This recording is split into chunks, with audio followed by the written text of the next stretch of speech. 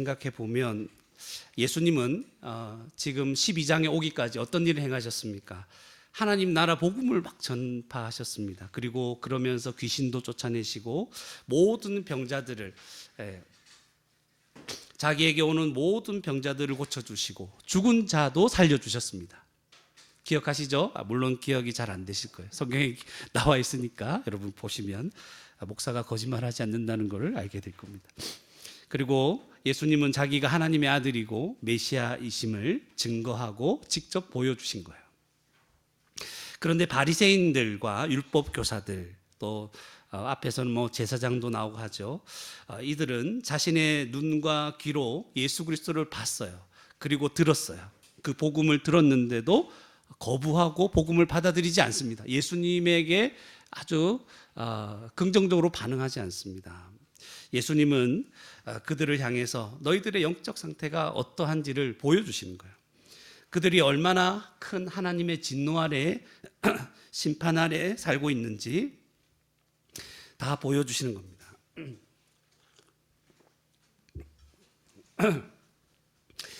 그런데 그들은 회개를 안 하는 거예요. 예수님이 그들이 지금 하나님의 진노 아래 있다고 얘기하시는데, 조목조목 얘기하시는데도 회개를 안 해요. 오히려 예수님께 거세게 달라듭니다. 예수님의 말을 책잡고자 하고 나중에는 예수님이 십자가에 죽을 때까지 예수님을 공격하죠. 그리고 나서 이제 오늘 본문입니다. 오늘 본문 말씀은 예수님께서 자신을 따르는 제자들에게 바리새인에 관하여 주의를 하라고 말씀하십니다. 그리고 너희들이 붙잡고 의지하고 살아가야 될 것이 무엇인지를 말씀하고 계십니다. 그래서 오늘 세 가지를 말씀드릴 텐데, 먼저 첫 번째, 교회는 잘못된 가르침에 주의해야 합니다. 여러분 적으실 분들은 적으세요. 교회는 잘못된 가르침에 주의해야 합니다 해서 1절에서 3절 말씀이죠. 1절에 보시면 그동안에 지금 일어났던 일들이죠. 앞에서 예수님이 바리새인들의 여러 가지 그 죄성들을 지적하시고 그들이 하나님의 진노 가운데 있다 그러니까 바리새인들이 막 달라들죠. 요러는 가운데 무리들이 모인 거죠. 얼마나? 수만 명이. 여러분 이때 사람들이 많이 사는 곳이 아닙니다. 이곳은. 그러니까 무리 수만 명이 모였다는 것은 정말 다 모였다는 거예요. 막 지금 불나면 불구경하러 사람들이 막 모이죠. 어디 물 났냐고. 지금 막 모이고 있는 거예요.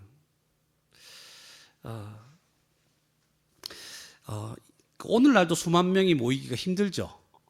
수만 명 모이기는 정말 힘듭니다. 그런데 이렇게 모였다는 것은, 이 당시에 이렇게 모였다는 것은 예수님이 행하신 일과 가르치신 것들이 사람들에게서 큰 이슈가 됐다는 거예요. 큰 이야기거리가 됐다는 거예요. 더 많은 바리새인과 율법 교사들이 모였을 거예요. 와, 예수님이 그런 말 했다고? 가보자. 자, 막 달려드는 거예요. 지금 더 많은 바리새인들이 모였을 것이고 예수님께 긍정적으로 반응했던 백성들도 모였을 겁니다. 병 고침을 받으려고 하는 사람도 모이고 있고 자신의 문제를 해결하고 싶은 사람들도 또 모이고 있는 거죠. 다 모이고 있는 거예요. 예수님의 가르침을 듣고 싶어하는 사람들도 있습니다. 그러니까 뒤에 본문 읽어보면 그런 사람들이 계속 모이는 거죠.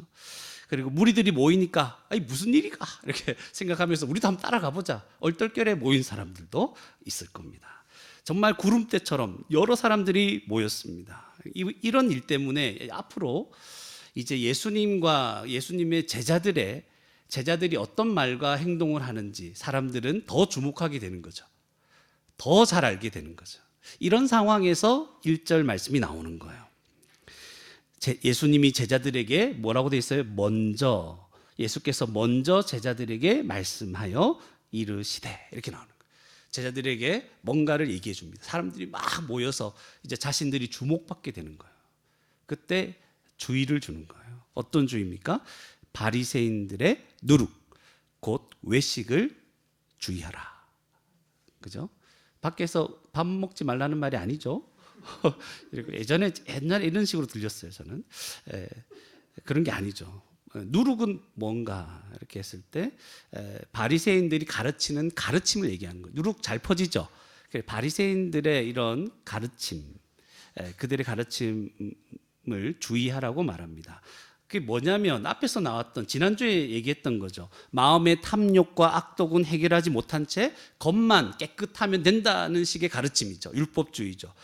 중요한 공의와 하나님께 대한 사랑은 버리고 그냥 사람들에게 잘 보이는 11조 잘했다 이것만 드러내려는 강조하는 가르침. 사람들 앞에서 자기 의를 드러내고 자기가 높아지려고 하는 그런 유혹을 하는 가르침. 그래서 평토장한 무덤과 같이 자기에게 오는 자, 자기에게 가르침을 받는 자들은 다 부정하게 만들어버리는 그런 바리새인들의 가르침. 사람들에게는 막 지기 어려운 짐을 막 지게 하면서도 자기는 하나도 지지 않는 그런 자기는 지지 않아도 된다는 이상한 가르침. 왜곡된 말씀을 가르쳐서 하나님 나라에 들어가게 하려고 하는 자들까지 못 들어가게 하는 그런 가르침. 이걸 얘기하는 거죠. 이게 누룩입니다. 바리새인들의 누룩. 그러나 그들이 아무리 자기 속에 있는 그 탐욕과 악독은 감추고 있죠. 지금 바리새인들. 겉으로는 자기 깨끗한 것처럼 거룩한 것처럼 드러나고 있잖아요. 그런데 이걸 감출 수 있다 없다? 없다는 내용이 2절 3절이에요. 간단하죠. 2절 3절이 길지만 그런 내용이죠. 보면 감추인 것이 드러나지 않을 것이 없고 숨긴 것이 알려지지 않을 것이 없나니. 그들의 이 잘못된 가르침은 나중에 얼마나 잘못되었는지 다 드러나게 될 거예요. 그리고 3절에 이러므로 너희가 어두운 데서 말한 모든 것이 광명한 데서 들리고 너희가 골방에서 귀에 대고 말한 것이 지붕 위에서 전파되리. 무슨 말입니까? 다 드러난다는 거죠. 다. 이건 선한 것이든 악한 것이든 다 드러나요. 우리가 지금 복음을 붙잡고 있습니까? 이것도 나중에 진리가 분명하다는 것이 드러나게 될 거예요. 감사하죠? 그러나 잘못된 것을 붙잡고 살아가는 그 악한 것들도 드러나기 때문에 두려워할 필요가 있는 거죠. 그래서 거짓되고 왜곡된 가르침은 결국 그 초한 모습을 드러낼 것입니다. 그래서 예수님이 바리새인들에게 말한 것처럼 화를 면하지 못하게 되는 것입니다. 그것이 1절에서 3절의 내용입니다. 오늘날에도 여러분 복음을 왜곡하는 잘못된 가르침이 교묘하게 교회에 다양한 모습으로 들어오고 있습니다. 예수님이 지금 주의하라고 그러잖아요. 주의. 사람들이 막 주목하고 있을 때 주의하라고 하잖아요. 그래서 이 주의할 때 바리새인들의 누룩이라고 했을 때 대표적인 게 율법주의죠.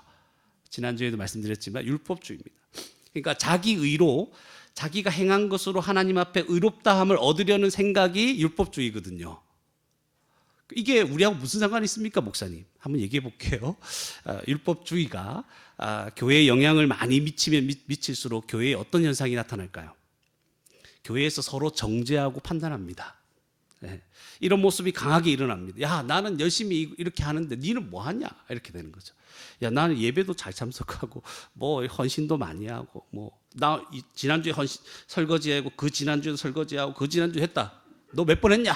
이런 식의 판단. 그것도 대놓고 못하면 집에 가서 판단하는 거죠. 저 사람은 설거지 몇 번 했는데. 교회에 예수 그리스도가 막 은혜가 드러나는 게 아니라 설거지가 드러나게 돼요. 예를 들면 그런 거예요. 예를 들면 나는 몇 번 참았는데 너는 몇 번 참았냐 이런 거죠. 전부 다 너 새벽기도 몇 번 나왔냐. 우리는 새벽기도가 없어서 아예 원천적으로 차단했어요. 그런 거를. 그냥 웃으라고 하는 말이에요. 매일마다 그 DBS 몇 번 했냐 이런 거 그런 걸로 막 따지기 시작하는 거죠. 그러니까 율법주의가 강하게 되면 우리는 서로 판단하게 됩니다. 그리고 나중에 목사도 막 손가락질하겠죠. 목사 니는 이렇게 얘기하죠. 할 말 없어요. 저는 죄인입니다. 저는 인정하고 하겠습니다. 이런 거죠. 예배 참석만 한번 해보면 주일 예배 참석 중요하죠. 성도라면 예배 참석하는데 이게 정말 다르고 달라요. 잘 들어보세요. 이게 율법주의로 갈 수도 있고 예배 참석하는 게 은혜가 될 수도 있는 거죠. 주일 예배 너 몇 번 참석했냐? 왜 전에는 빠졌냐? 주일 예배 참석하면 진짜 큰일 난 것처럼 얘기를 하죠. 그런데 너 그렇게 예배 참석하면 하나님이 너 싫어하셔. 이게 율법주의거든요. 네가 예배도 주일 예배도 제대로 참석 안 하는데 하나님 너 좋아하겠냐? 제가 물어볼게요. 예배 참석 안 하면 하나님 우리 싫어하세요? 그럼 좋아하세요? 잘 교육이 됐네요, 그동안. 여러분, 약간은 흔들려야 되는데, 그래야 설교가 진행되는데, 흔들리지 않는 게 감사합니다. 하나님 우리를 좋아하시는 이유가 뭡니까? 예수 그리스도 십자가 때문에. 우리 죄를 다 사해 주셨기 때문에 우리 좋아하시는 거죠. 그런데 이제 뭐냐면, 예배를 어떻게 생각하셔야 되냐면, 이런 구원의 은혜를 받은 자가 예배하지 않는 것이 이상한 거예요. 이렇게 생각하셔야 돼요. 어떻게 예배를 안 드릴 수 있지? 스스로도 생각해야 돼. 내가 예배를 지금 어떻게 못 드리지? 이걸 속상해하고 힘들어해야 되는 거죠. 그런데 이제 반대로 다른 사람, 너 예배 몇 번 참석했냐? 이런 식으로 가면 이제 누구한테 보이기 위해서 예배를 드리게 되고, 예배는 하나님 앞에 또 교회 앞에서 우리 의가 되게 돼버리는 거예요. 그러니까 아주 다르고 어다르죠. 그러니까 예배 드릴 때, 우와, 내가 이 여러 가지 어려움 속에서 지금 예배를 드릴 수 있게 되었구나, 감사합니다, 이렇게 참석해야 되는 거예요. 그죠? 못 드리면 너무 속상해요. 너무 속상해요. 그죠? 진짜 망한 것처럼 속상하다는 마음이 생기는 게 정상이죠. 이 차이입니다. 복음과 율법주의는 이런 차이입니다. 그 외에 다른 모든 우리 신앙의 행위, 종교적인 행위도 마찬가지입니다. 이번에 기도 훈련했는데 당신은 몇 번 기도했냐? 열심히 했냐? 이렇게 나오면 반대 사람 뭐라 하겠습니까? 너는 얼마나 잘하는데? 이런 식으로 나오죠. 그러니까 율법주의가 들어오면은 굉장히 싸움이 되고 평가가 되는 거죠. 모든 사람이 성도가 심판자가 되어서 서로를 감시하고 판단하게 됩니다. 내가 이번에 혼났는데 너도 한번 보자. 이제 유심히 보는 거죠. 한번 딱 걸리기만 해라. 그러면 그때 바로 공격이 들어오는 거죠. 이 교회가 아니죠. 율법주의가 들어오면 이렇게 힘든 거예요. 여러분, 우리는 무슨 일을 하든지 아무리 열심히 해도 하나님 앞에 설 자격이 없는 자라는 사실을 죽는 순간까지 잊지 마시기 바랍니다. 여러분, 아무리 대단한 일을 해도 여러분 하나님 앞에 설 자격을 그걸로 가질 수 없죠. 그걸 끝까지 생각하셔야 돼요. 아무 자격이 없어요. 내가 생각해도 하나님 앞에 참 순종을 잘한 것 같고 선한 일을 참 이번에 제대로 한 것 같다, 그렇게 생각하십니까? 천만에요. 하나님이 보시기에는 불완전한 거야. 온갖 것들이 많이 섞여 있는 거죠. 성도는 그냥 나를 구원하신 은혜에 감사해서 그 일을 했을 뿐이에요. 그럴 때 하나님이 그걸 기뻐하시는 거예요. 그죠? 하나님 기뻐하시는 일은 우리가 행한 것이 온전하고 완전했기 때문에 기뻐하시는 게 아니라, 네가 그 구원의 은혜를 알고 네가 하나님 앞에 설 수 없는 죄인이라는 것을 알고 하나님이 주신 모든 성령의 역사로 말미암아 그냥 감사함으로 행했구나, 그렇게 믿음으로 행한 것 자체를 기뻐하시는 거죠. 이렇게 생각을 정교하게 하기까지 시간이 좀 걸리잖아요. 그러니까 조심해야 되는 거예요, 율법주의는. 제가 만약 여러분들 율법주의로 다스리면 저는 쉬워요, 편해요.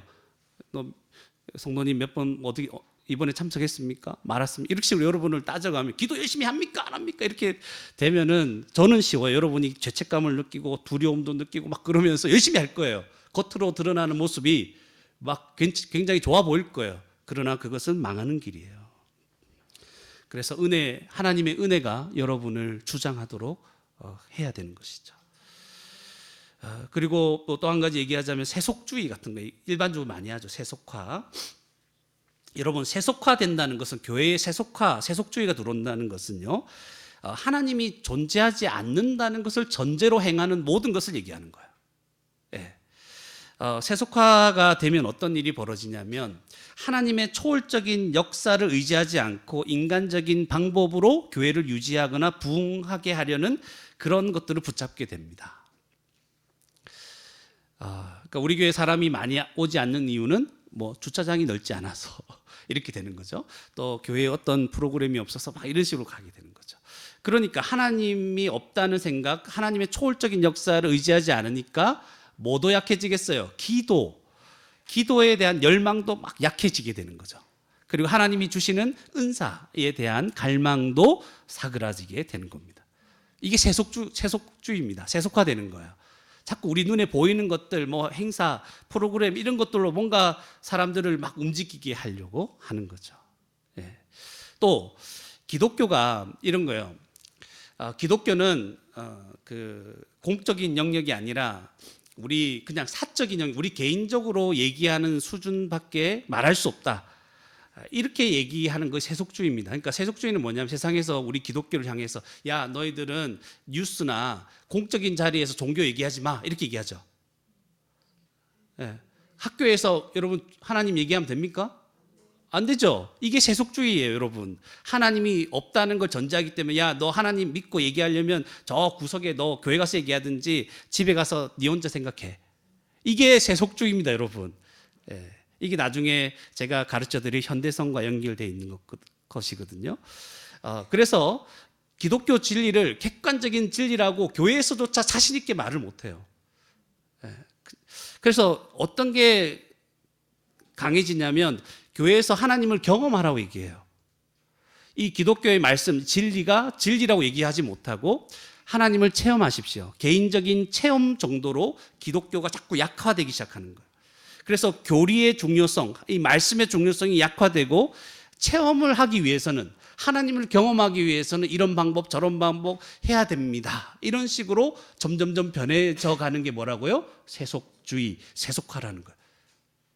예. 뭔가 그 진한 경험을 하게 만드는 거죠. 왜냐하면 공적으로 이 객관적으로 이 진리에 대해서는 말할 수 없기 때문에 통하지 않기 때문에 그렇게 얘기해서는 안 믿을 것이기 때문에 다른 것들을 충격적인 것들을 가미시키려고 하는 겁니다. 그리고 그래서 이제 신앙생활과 일상생활이 분리됩니다. 교회에 와서 살아가는 삶과 평소에 살아가는 삶이 계속 너무 이렇게 괴리가 되는 거죠. 그래서 제가 여러분들에게 강조하는 게 뭐죠? 날마다 말씀을 믿는 바에 따라 그렇게 살아가도록, 그죠? 애를 쓰게 하는 거예요. 교회 행사에 의해서 여러분의 신앙이 움직여지는 게 아니고 여러분이 배우고 받고 본 바에 따라서 신앙생활을 할 수 있도록 제가 강조하는 겁니다.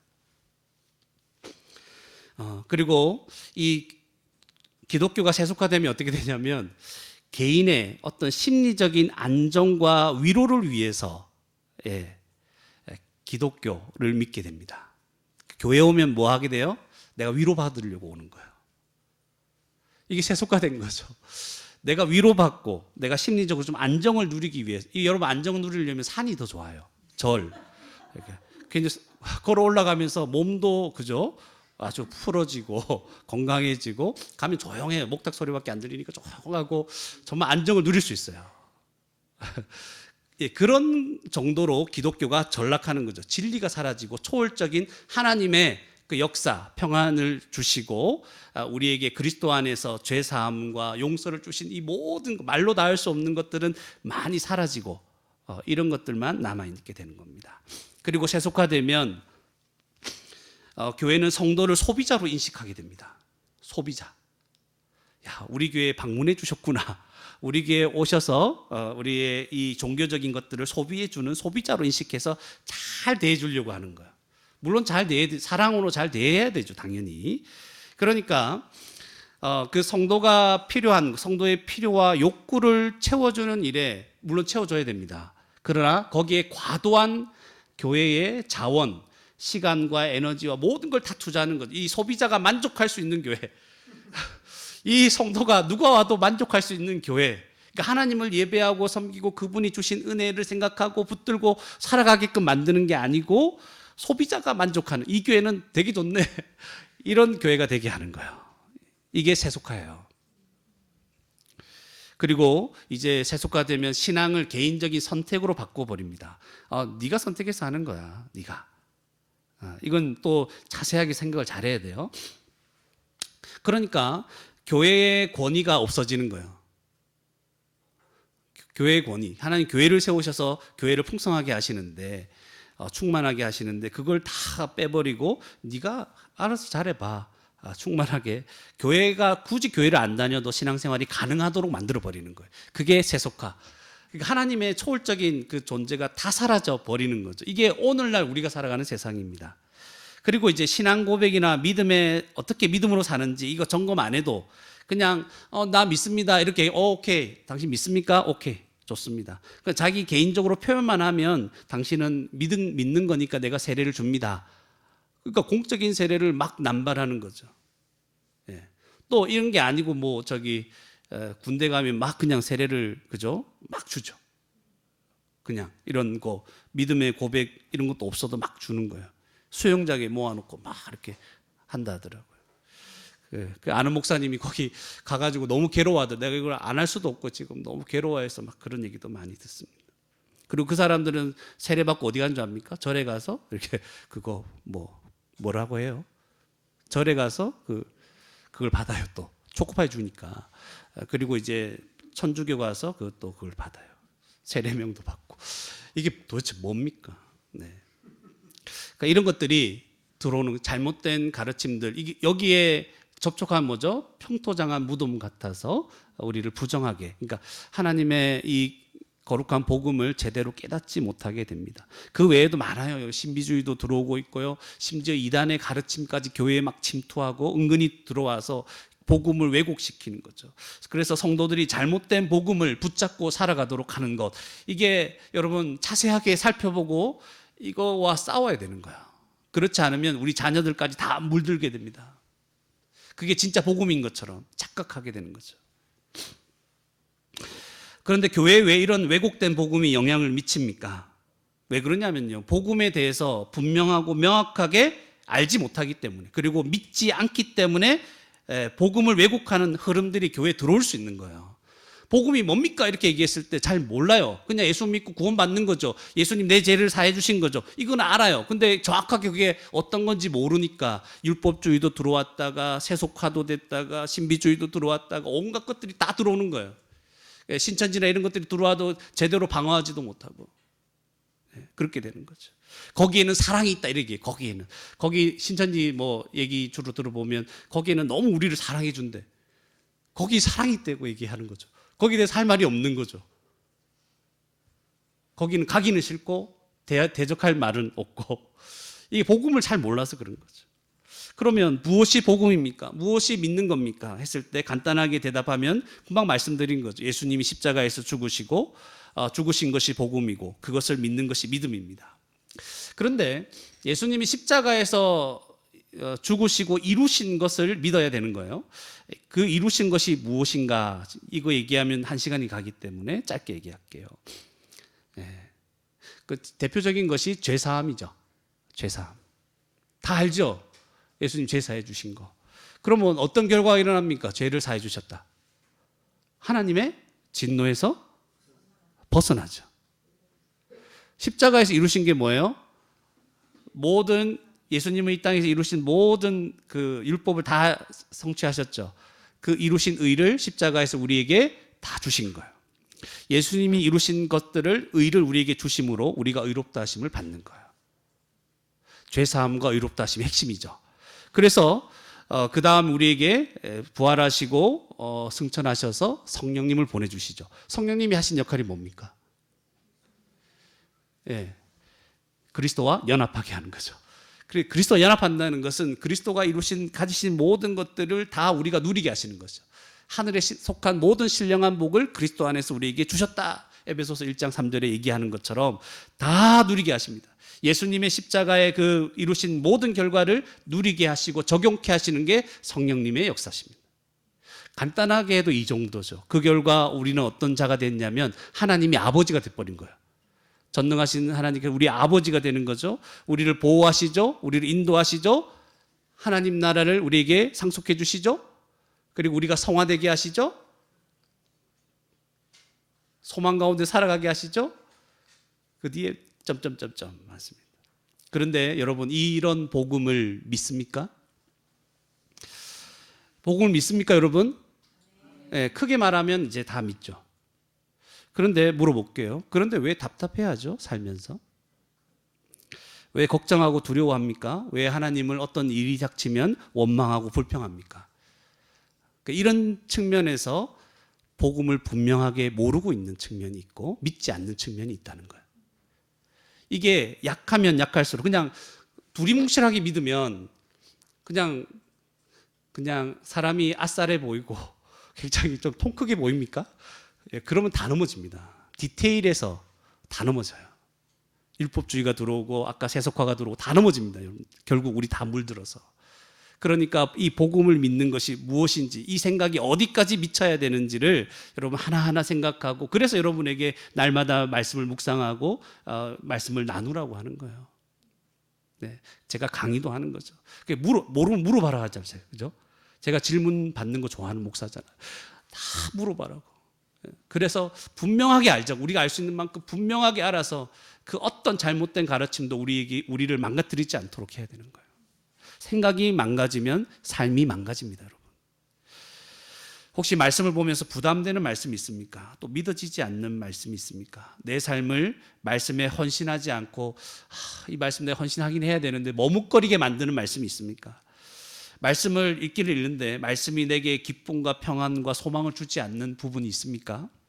그렇다면 그 부분에서 내가 복음을 모르는 부분이 있기 때문에 그런 거예요. 믿지 않는 부분이 있기 때문에 그런 거예요. 말씀을 깨달을 때마다 모든 말씀에 아멘하고, 억지로 아멘하라는 게 아니에요. 아멘은 동의한다는 거예요. 정말 마음으로 그렇습니다. 이것밖에 없습니다. 이렇게 되는 거예요. 아멘. 그래서 억지로 아멘하는 것이 아니라 말씀을 깨달을 때마다 모든 말씀에 아멘하고 회개하고, 그 말씀이 나를 회개하게 만들고 내 모든 인생을 다 기쁘게 그 말씀에 내어드리고 순종할 수 있을 때까지 우리는 그 말씀 앞에서 고민하고 알아가는 일을 멈추지 말아야 됩니다. 다른 말로 묵상하는 거죠. 그렇지 않으면 우리가 쉽게 받아들일 수밖에 없는 그런 왜곡된 복음을 금방 받아들이게 됩니다. 왜곡된 거짓된 가르침에 금방 영향을 받고 사로잡히게 됩니다. 그러니까 이런 거예요. 여러분 쉽게 넘어가는 게 뭐냐면, 내가 이렇게 하면 하나님께서 내 기도에 응답하실 것이다. 여러분 도대체 뭘 어떻게 응답하십니까? 내가 이렇게 이번에 몇 회에 걸쳐서 몇 시간에 걸쳐서 마음을 다하여 진심을 다하여 기도하면 하나님 응답하십니까? 금식하면 기도 응답하십니까? 폭식해도 응답하십니다.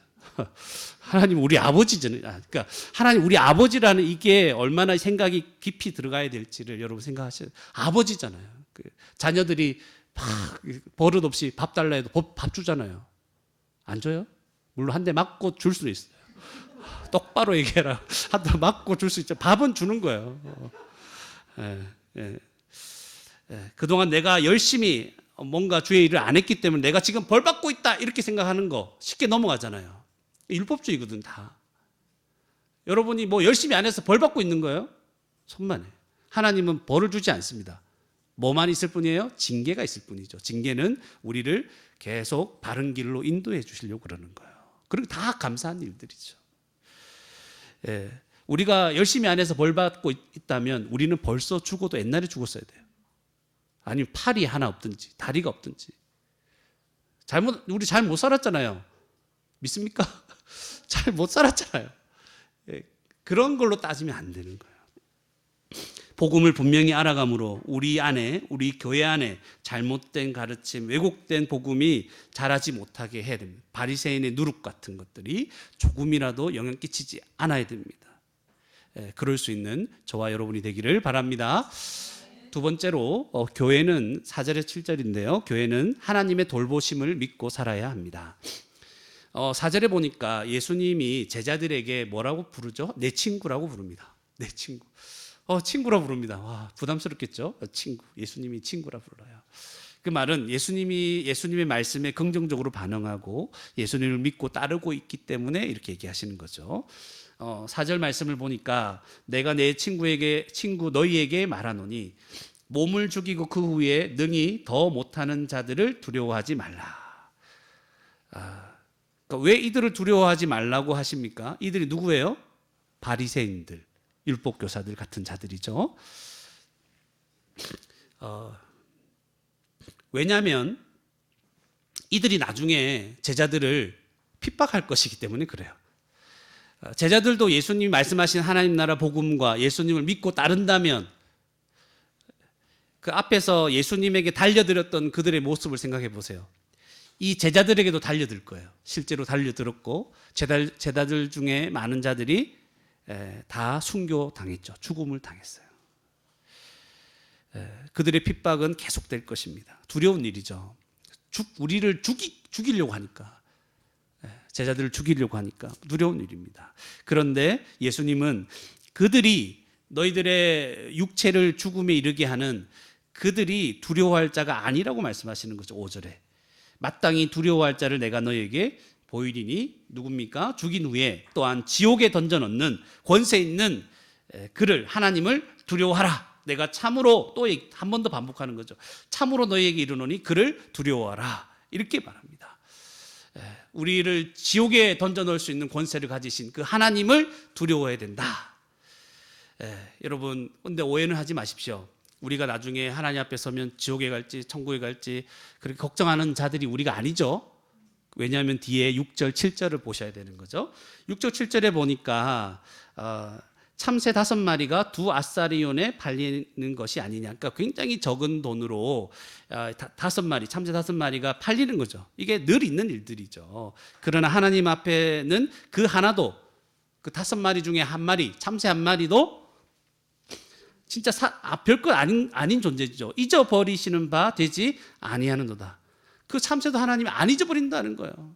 그런데 7절에 보십시오. 너희에게는 심지어 머리털까지도 다 세신 바. 하나님은 우리 머리카락에 관심 있는 분이 아니에요. 오해하지 마십시오. 우리 머리카락이 몇 개인지 탈모가 얼마나 진행됐는지 이런 거에 관심 있는 분이 아니고 우리를 살피시고 돌보시고 세심하게 지켜주신다는 거죠. 그러니까 뭐 하지 말라? 두려워하지 말라. 그들을 두려워하지 말고 하나님을 두려워하고 하나님이 너희를 사랑하고 돌보신다는 걸 믿어라 얘기하는 거죠. 그러니까 너희는 많은 참새보다 더 귀하니라. 무슨 말이에요? 하나님이 너를 끔찍히 돌보신다는 거예요. 하나님이 우리를 잊어버리지 않습니다. 우리가 고난과 어려움 가운데 처해 있다 할지라도 우리를 잊어서 그런 게 아니에요. 우리가 기도 안 했다고 하나님 우리를 잊으십니까? 아니에요. 하나님 우리 잊지 않으셨어요. 잊지 않습니다. 여러분이 혼자서 힘들게 눈물 흘리며 살아갔던 모든 순간까지도 다 잊지 않습니다.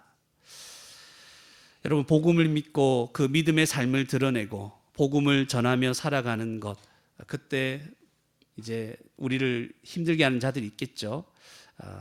그런 일이 일어난다 할지라도 두려워하지 말아야 합니다. 왜 그렇습니까? 우리는 이 놀라운 복음을 듣고 깨닫고 믿었음에도 왜 이 복음에 따라 살아가는 것을 자꾸만 주저하고 두려워하는 일들이 있습니까? 이 생각을 좀 해보셔야 돼요. 왜 우리는 자꾸만 주저할까? 복음을 믿는데도. 몇 가지를 말씀드리겠습니다. 첫 번째는 이런 거예요. 이 세상의 삶이 전부라고 생각하기 때문에 우린 두려움에 자주 빠집니다. 복음을 믿고 이대로 살면 되는, 순종하며 살면 되는데 또 예상되는 어려움 앞에서 그냥 살면 되는데 두려워하는 거죠. 이 세상의 삶이 전부라고 생각하기 때문입니다. 이후에 우리의 삶 이후에 하나님의 심판이 있고 하나님께 지옥에 던져넣는 권세가 있다는 사실을 믿지 않기 때문에, 물론 여러분 믿죠. 제가 그랬잖아요. 분명히 믿는 것과 적당히 대충 믿는 것은 조금 다릅니다. 이것을 믿지 않기 때문입니다. 그래서 믿음으로 살고자 했을 때 예상되는 어려움 때문에 두려워하는 것, 주저하는 겁니다. 이거 순종할까 말까? 내가 이렇게 믿는다는 걸 드러내도 될까 말까? 주저하는 겁니다. 뭘 믿지 않기 때문에? 하나님을 믿지 않기 때문에. 우리가 지금 믿고 있는 복음 때문에 우리가 손해보고 때로는 조롱받고 무시당하고 사람들에게 이용당하고 또 미움받기도 하고 노골적으로 우리 괴롭히는 사람도 있죠. 우리 교회도 있습니다. 괴롭히는 사람도 있고 따돌리고 힘들게 하고 위협하는 사람도 있습니다. 힘들게 살게 될 것, 이것 때문에 우리 두려움에 빠질 수도 있습니다. 그러나 그것들은 두려워할 일들이 아니다라고 오늘 말씀은 우리에게 얘기합니다. 이런 모든 것들은 우리를 두렵게 하는 일들이 아닙니다. 이거 두려워하면 안 됩니다. 뭘 두려워해야 됩니까? 최후의 심판자 대신 하나님을 진정으로 두려워하라는 것이죠. 하나님만 진정으로 두려워하게 되면 어떤 것도 두려워하지 않게 됩니다. 여러 가지 비교할 필요가 없어요. 하나님만을 진짜 두려워하고 경외하느냐? 그렇다면 그런 자는 다른 것들을 두려워하지 않습니다. 그러니까 여러분 생각해 보십시오. 우리에게 일어나는 여러 가지 갖가지 일들 있죠. 오늘도 어제도 지난주에도 여러 가지 일들이 우리를 두렵게 하는 것이 아니라는 거예요. 왜 우리는 자꾸 두려움에 빠지냐 하면 진짜 두려워해야 할 하나님을 두려워하지 않아서 그런 거예요. 하나님이 정말 두렵지 않기 때문에 다른 것들이 두려운 거예요. 그래서 복음을 믿지 못하는 거예요. 제대로. 복음과 함께 고난받는 것을 주저하는 거예요. 하나님이 안 두려워서 그런 거예요. 오늘 말씀을 다시 한번 보세요. 진짜 마땅히 두려워할 자를 우리는 두려워하지 않기 때문에 다른 여러 가지 이유들이 우리 가운데 너무 많은 거죠. 나 이런 일 때문에 저런 일 때문에 적당히 타협하고 사는 것입니다. 예수 그리스도께서 여러분 교회를 세우셨습니다. 그래서 우리를 한 몸 한 가족으로 살아가라고 성경에서 정말 분명하게 얘기하고 있다는 것을 우리는 다 배웠습니다. 그럼에도 불구하고 우리들은, 그리고 이 교회에 대해서 조금 처음부터 좀 배우시는 분들은 거부합니다. 여러 가지 이유를 댑니다. 꼭 이렇게 해야 됩니까? 아니 주님 성경에서 이렇게 하라고, 이 교회를 예수님이 세우셨고 이렇게 살아가는 것이 주님의 뜻이라고 얘기를 분명하게 하고 있는데도 거부합니다. 하나님을 두려워하고 경외하지 않으니까 이제 배우자가 두려워지는 거죠. 내 배우자가 두려워지고 자녀들의 앞날이 두려워지는 거예요. 하나님을 제대로 섬기면 내가 이러다가 자녀들에게 신경을 많이 못 쓰겠네? 그럼 자녀들이 두려워져서, 그 앞날이 두려워져서 하나님을 또 못 섬기는 거죠. 미래가 두렵고 건강이 염려되고 먹고 사는 것이 두렵고 헌신하는 것이 주저되고 고난받는 것이 싫어지는 거예요. 뭐가 두렵지 않기 때문에 하나님이 두려워지지 않을 때 세상에 있는 모든 일들이 다 우리를 두렵게 만듭니다. 한 가지밖에 없어요. 하나님을 두려워할 수 있는 거. 죽인 이후에 우리를 지옥에 던져넣는 권세를 가지신 그분을 두려워하지 않을 때 우리는 모든 것들이 우리를 두렵게 한다는 사실을 기억하셔야 됩니다. 그래서 주님께서 하나님을 두려워하지 않을 때 주님이 우리에게 원하시는 것 아무것도 제대로 못하고 그렇게 살다가 주님 앞에 서게 됩니다. 여러분, 우리가 믿는 성도의 모습을 분명하게 드러내지 못하는 이유는 하나님을 두려워하지 않기 때문이라는 것을 우리 알게 되었습니다. 하나님을 두려워하면 성도의 모습이 나타나요. 여러분, 여러분에게 무엇이 두렵습니까? 무엇이 두려워서 그리스도를, 이 복음을 굳게 붙잡지 못합니까? 이 말씀에 기록되고 분명하게 나타나 있는 이 모든 말씀들, 왜 이것을 붙잡지 못합니까? 여러 가지 이유들이 왜 그렇게 많이 나옵니까? 하나님을 두려워하시기 바랍니다. 이거 하나밖에 답이 없어요. 여러분에게 왜 이걸 이대로 살아야 되는지 막 자세하게 설명하는 것, 여러분 그렇게 아무리 얘기해봤자 하나님을 두려워하지 않으면, 하나님을 경외하지 않으면 그 모든 것이 소용이 없습니다. 우리를 근데 사실은 지옥에 우리를 하나님이 던져놓지 않습니다. 우리는 이미 구원받은 자들이잖아요. 그걸 두려워하라는 게 아니라 그 하나님을, 지옥에 던져놓는 권세 있는 하나님을 두려워해야 되는 거예요. 그런데 이것만 생각하는 게 아니죠. 그 뒤에 6절 7절과 같이 우리를 세심하게 돌보시는 하나님 아버지를 믿지 않기 때문에 우리는 또 이대로 못 사는 거예요. 하나님을 두려워하지 않기 때문에 그렇고, 두 번째는 뭐예요? 하나님이 우리를 세심하게 돌보고 있다는 것을 믿지 않기 때문에 우리는 이 복음대로, 말씀대로 살지 못하는 거예요. 하나님은 아버지입니다. 그래, 우리를 돌보십니다. 믿으시기 바랍니다. 근데 하나님이 어느 정도로 우리를 돌보십니까? 돌보신다는 건 믿을 수는 있겠는데 우리를 어느 정도 돌보십니까? 제가 대답을 드릴게요. 그의 아들 예수 그리스도를 아끼지 않고 우리 대신에 십자가에 죽게 하시기까지 우리를 돌보십니다. 더 설명 필요 없죠? 이 정도로 돌보시는 분입니다. 그런데 현실에서는 좀 다르죠. 우리는 하나님께서 나를 돌보시지 않는 것 같다는 생각을 많이 하죠. 왜 그렇습니까? 내가 원하는 방식으로 하나님께서 나를 돌보시기를 기대하고 기도하기 때문에 그래요.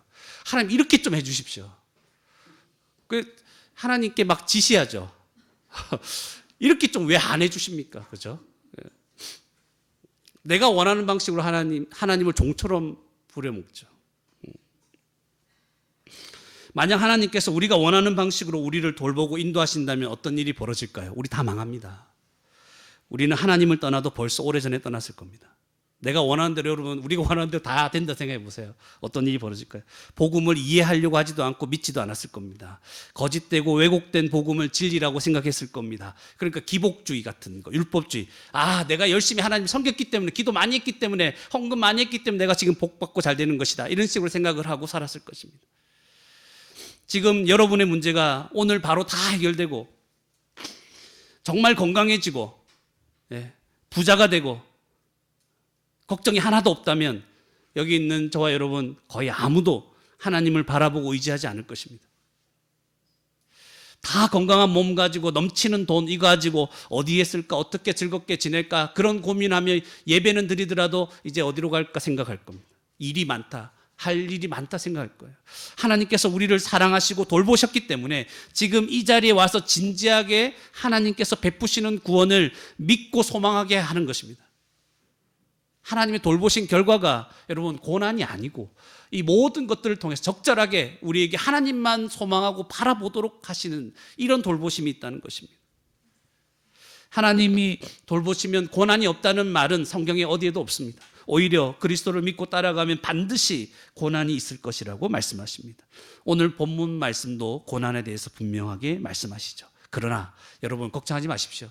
고난을 두려워하지 마십시오. 최종적으로 모든 것을 결산하면 우리에게 차고 넘칩니다. 다 마지막 날에 모든 것을 결산하게 될 거예요. 우리의 고난과 아픔과 모든 것, 하나님이 주시는 복들과 이런 걸 다 결산하게 되면 하나님의 돌보심과 사랑이 그냥 차고 넘쳤다는 것을 여러분 깨닫게 되실 겁니다. 걱정하지, 하나님의 돌보심입니다. 하나님의 돌보심은 영원토록 이어지거든요. 이 세상에서 많은 고난을 받았고 앞으로도 많은 어려움이 예상됩니까? 그러나 마지막 날 하나님 나라를 상속받게 될 때 하나님의 은혜와 영광을 찬양하고 감사하게 될 것입니다. 성도는 이 진리를 믿어야 되는 거죠. 그래서 이 진리를 믿기 때문에 이 땅에서 지금 고난 가운데 있어도 감사하고 소망 가운데 살아가는 것입니다. 이게 하나님의 돌보심입니다. 하나님께서 예수님으로 말미암아 지금 여기에서부터 언제까지요? 지금 여기에서도 6, 7절 여기에서 돌보시잖아요. 그리고 4, 5절 마지막 날 최후 심판대 앞까지 우리를 이렇게 인도하실 거예요. 그 심판대 앞에서 우리를 지옥에 넣는 것이 아니라 하나님 나라에 들어가게 하시겠죠. 그래서 우리가 할 일은 뭡니까? 하나님만 경외하고 두려워해라는 것입니다. 하나님의 돌보심을 굳게 믿으라는 것입니다. 그러면 아무것도 두려워하지 않게 될 것이고 복음을 믿고 그리스도를 따르는 삶을 살게 될 것입니다. 그런 복된 저와 여러분이 되기를 바랍니다. 세 번째로 8절에서 12절 말씀입니다. 교회는 그리스도를 시인하고 전하며 살아야 합니다. 본문 말씀에 보시면 하나님을 두려워하고 하나님의 돌보심을 믿고 복음으로 살고자 하는 사람들 앞에서 이제 우리는 예수 그리스도를 시인하고 고백해야 하는 순간이 온다는 거예요. 8절에 누구든지 사람 앞에서 나를 시인하면 이렇게 나오죠.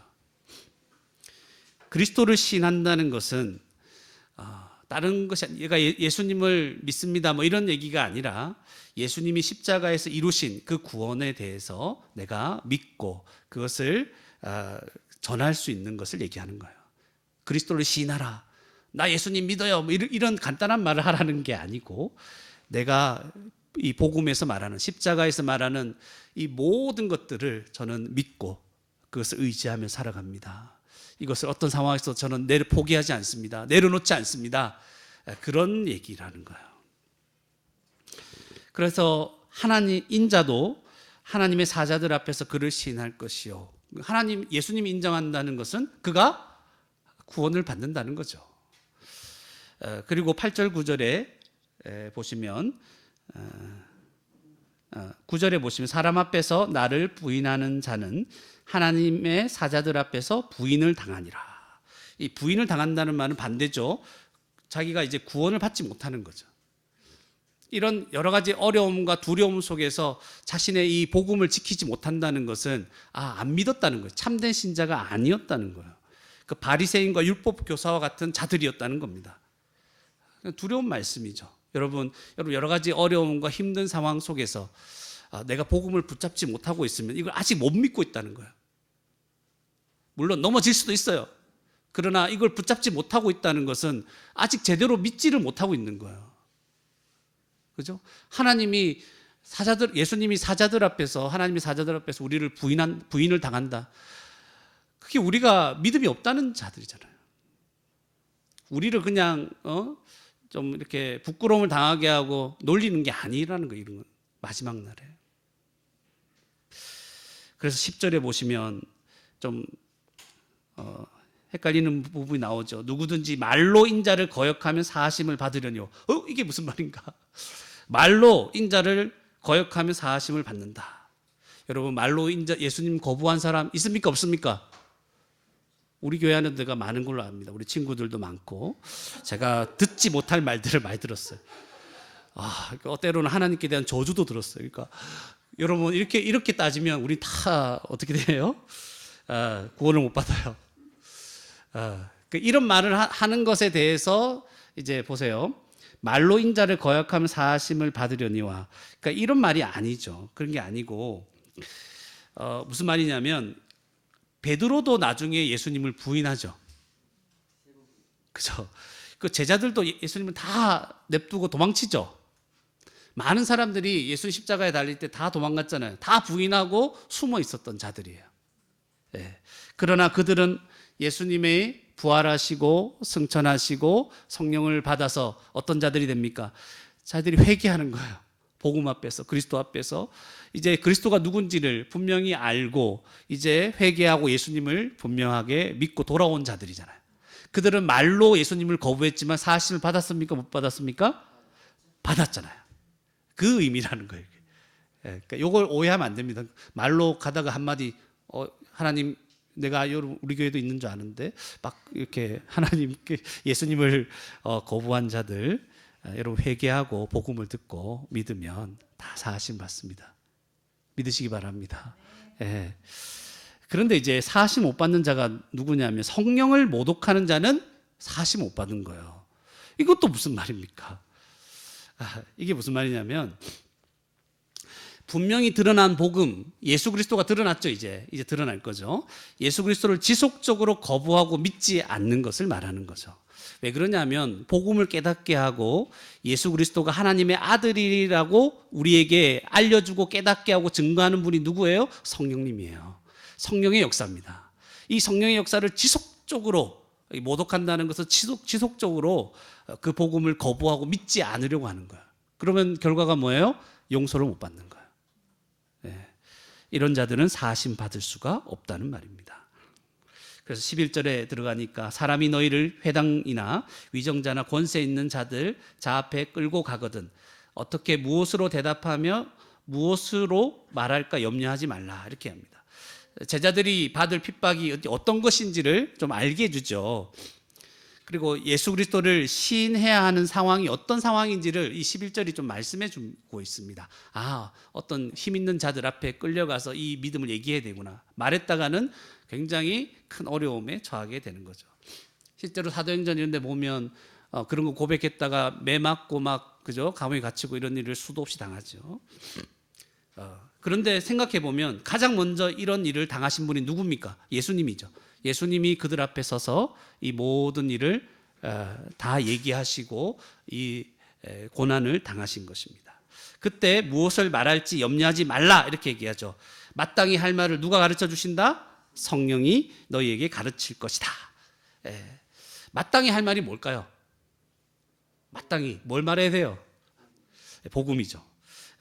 복음이라는 것은 예수 그리스도가 하나님의 아들이심을 얘기하는 거고 하나님께서 우리를 구원하시려고 보내신 메시아가 바로 예수님이다. 그리고 그의 십자가 죽음으로 우리를 죄와 사망에서 구원하셨다. 하나님과 원수된 우리를 화목하게 하셨다. 이제 예수 그리스도로 말미암아 우리 하나님 나라가 임했고 우리는 그 나라에 들어가게 될 것이다. 이런 것들이죠. 성령께서 우리를 인도하시고 지혜를 주셔서 우리가 듣고 믿는 십자가 복음을 그리스도를 부인하지 않게 도우실 거라는 거예요. 성령께서 도와주십니다. 부인하지 않도록 담대하게 복음을 증거할 수 있도록 능력을 주십니다. 사도행전 1장 8절에 오직 성령이 너에게 임하시면 너희가 권능을 받고 쭉 예루살렘과 쭉 가서 내 증인이 되리라. 땅끝까지 이르러 내 증인이 되리라. 성령이 도와주시고 능력을 주시는 거예요. 여러분, 성도에게 이런 때가 옵니다. 자신의 믿음을 고백하고 시인해야 할 때가 올 것입니다. 아마 이미 왔을 거죠. 왔죠? 여러분, 계속 그렇게 살아가고 있죠. 그리고 앞으로도 이런 때가 계속 올 겁니다. 첫 번째는 그런 거죠. 우리를 위협할 수 있는 힘 있는 사람에게 우리가 믿고 있는 바가 무엇인지 드러내야 될 때가 있죠. 여러분이 믿음으로 살고자 했을 때 여러분 위협할 수 있는 존재가 누가 있어요? 한번 생각해 보세요. 누가 여러분을 믿음을 위협할 수 있습니까? 여러분의 배우자입니까? 직장 상사입니까? 아니면 경제적인 문제가 우리를 위협합니까? 우리가 그런 상황에서 괴롭힘 당하고 불이익을 받는다 하더라도 내가 믿는 복음, 내가 믿고 있는 바를 분명하게 얘기해야 될 때가 있습니다. 대충 이 어려움들을 모면하기 위해서 그냥 말 안 하고 넘어가는 게 아니라 분명하게 말해야 될 때가 있을 겁니다. 그때 고난을 두려워하지 말고 지혜롭게 말하시기 바랍니다. 뭐 싸우듯이 얘기하지 마십시오, 제발. 이건 지혜가 없는 거예요. 지혜가 없는 거고, 제발 지혜롭게, 구체적으로 다음에 또 얘기하면서 얘기합시다. 지혜롭게 분명하게 자기의 믿음을 얘기해야 되는 것입니다.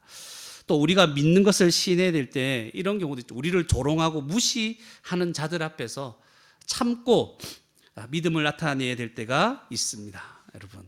네. 그냥 우리는 세상에 조롱받는 자들이에요. 제가 이번 주에 수련회 목사님들하고 말씀운동연합 간사님들하고 전국에서 모여서 했잖아요. 근데 식사할 때 말씀운동연합이라는 그 간판이 쭉 있었는데 그거 보고 같이 다른 어떤 일반 회사원들이 그거 보고 막 조롱하고 이런 것들을 이제 봤다 그러던데, 우리는 그냥 세상에서 그런 자들로 인식되는 사람들이 말씀운동 이제 우리는 우리 안에서 대단하게 보지만 조롱거리인 거예요, 사람들 앞에서. 괜찮아요. 그런데 굴하지 말고 말씀연합, 우리는 말씀운동하고 있다 이렇게 살면 되는 거예요. 그리고 여러분 또 기억하십시오. 우리가 무엇을 믿고 살아가는지 지켜보는 여러 사람이 우리에게 있습니다. 대표적으로 우리 자녀들이 그렇죠. 우리가 무엇을 믿고 사는지 자녀들이 보고 있습니다. 네, 자녀들이 보고 있죠. 지금 엎드려 있으면 못 보긴 하지만 보고 있습니다. 네, 엎드려 있으면 안 보이죠. 근데 보고 있습니다. 참 지혜롭게 사람을 깨우죠. 우리는 우리의 삶으로 우리 그리스도를 시인해야 됩니다. 신앙이 어린 성도들도 우리를 보고 있고요. 또 저 같은 경우는 우리 후배 목사님들이 저를 보고 있어요. 어떻게 교회를 이끌어가고 사역을 하는지. 염려하지 마십시오. 성령께서 우리를 도우실 것입니다. 도우실 겁니다. 그런데 한 가지 이 말씀을 오해하면 안 돼요. 어느 날 갑자기 아무것도 안 하다가 어느 날 갑자기 사람들 앞에서 시인해야 되니까 성령께서 막 우리에게 깨닫게 해주셔서 할 말을 가르쳐 주신다. 할 말을 갑자기 가르쳐 주신다. 물론 하나님은 그렇게 하실 수 있는 능력이 있으신 분입니다. 그런데 특별한 경우에는 그렇게 하실 거예요. 그러나 이 말씀은 복음에 대해, 예수님에 대해 잘 알고 있는 것을 전제로 하는 말씀이에요. 성령이 도우실 것이다. 그러므로 우리는 지금 뭘 해야 되냐면 성경 말씀, 복음에 대해서 알아가는 일에 힘쓰는 게 지금 우리가 평안할 때 해야 될 일들입니다. 왜 그러냐면 성경은 성령님의 감동으로 기록된 것이죠. 맞습니까? 예, 성경 자체가 성령의 감동으로 된 것이에요. 그래서 성령님은 이 성경 말씀을 통해서 우리를 가르쳐 주시는 거예요. 도우시는 거예요. 뿐만 아니라 필요할 때마다 성령님은 우리가 배우고 공부한 이 성경 말씀을 생각나게 하시고 적절하게 이 말씀을 말할 수 있도록 지혜와 능력도 허락해 주시는 분입니다.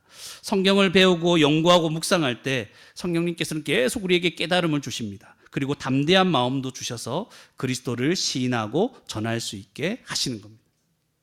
그렇기 때문에 우리는 뭐 해야 됩니까 지금? 네, 말씀 잘 배우고 확신하는 거예요. 배우고 확신한 바에 거하는 거죠. 성령님의 도우심을 따라 그리스도를 이제 확신하게 되면 그리스도를 증거할 수 있는 그 자리에 설 때마다 주님이 성령께서 적절하게 말할 수 있도록 깨닫게 해주실 거고 담대함도 주실 것이고 능력도 주실 것이고 그렇게 하는 것입니다. 예. 말씀을 맺겠습니다. 이런 생각이 듭니다. 교회가 왜 이렇게 살아야 됩니까? 우리는 왜 이렇게 살아야 됩니까? 왜 우리는 왜곡된 가르침을 주의해야 됩니까? 우리의 믿음을 위협하는 자들을 두려워하지 않아야 됩니까? 예수 그리스도를 사람들 앞에서 시인하고 그리스도를 전하는 삶을 우리는 왜 살아야 됩니까? 왜 그러냐면 예수 그리스도로 말미암아 하나님께서 우리의 최후 심판자가 되셔서 우리를 구원해 주실 것이기 때문입니다. 또한 하나님께서 지금도 우리를 사랑하시고 돌보시기 때문에 그렇습니다. 또 하나님께서 또 그리고 성령님께서 우리가 담대하게 복음을 전할 수 있도록 붙들어 주시기 때문에 우리는 이렇게 살아야 됩니다.